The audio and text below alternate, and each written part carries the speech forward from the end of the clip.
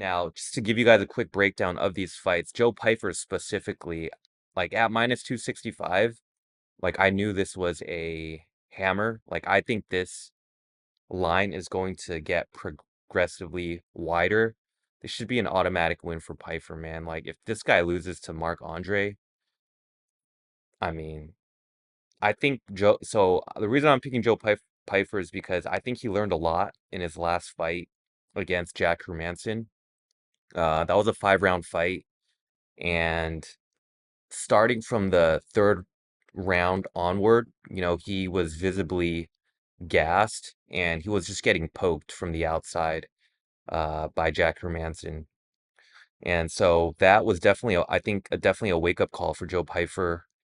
You know, irrespective of that fight, like Marc-Andre is not that type of poke, poke, poke type of fighter that type of style, like I think is pretty effective against Joe Pyfer. But you know, even discounting that, like Marc-Andre doesn't fight like that. So I think Joe Pyfer has like all his bases covered. He should get this win pretty comfortably, in my opinion. So I really like that first leg.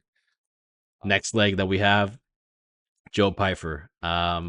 Full disclaimer, I mean, we got wrecked by this guy against Jack Hermanson. I was pretty heavy on him. I thought that he was going to win that matchup, but so many red flags in retrospect and hindsight, right? I mean, first 5 round fight, Jack Hermanson, gritty vet.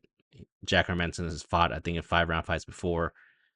And we saw Joe just gas out, have no game plan for rounds 3, 4, 5, basically. And I think he's going to do a little different this matchup because for this matchup, going to Marc-Andre Barriault, this guy literally just has one game plan. It's just to brawl and throw volume.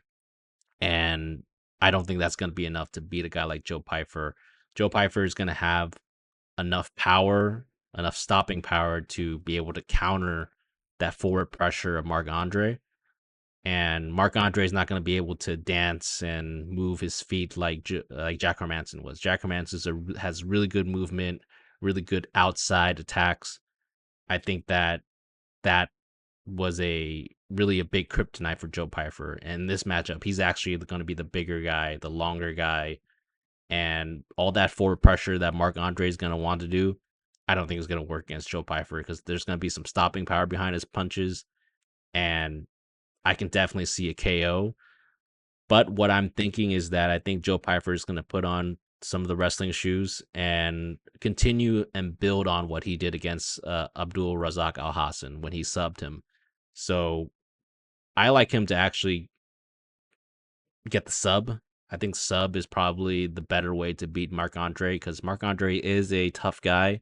It's hard to finish unless you just fully stop him right away quickly, like Chidi Bang Bang did.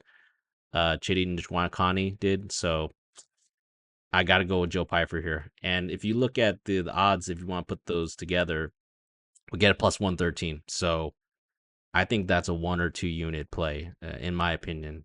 Getting plus 113 odds on that, fading a girl like Michelle Waterson-Gomez and fading the matchup of a Marc-Andre Barriault. I'll take those plus odds all day. So that's my lock of the week. Joe Pyfer, Michelle Waterson-Gomez.